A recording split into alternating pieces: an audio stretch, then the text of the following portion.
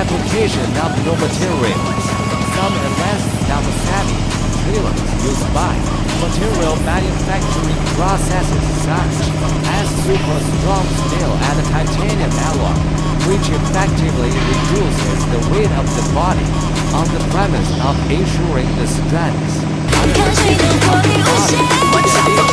Lightweight materials such as aluminum, alloy are also widely used in wheels, like and other components, further reducing the overall weight of the vehicle to optimize the structural design. Carriage and other components without affecting the performance and strength of the vehicle. Some unnecessary material use is reduced, such as reasonable adjustment of brake figures, optimization of wheel structure, etc. to achieve the lightweight design of the vehicle.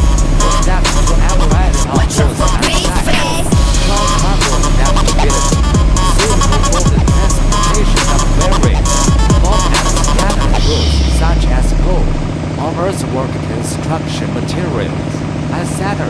The shape and structure of the carriage can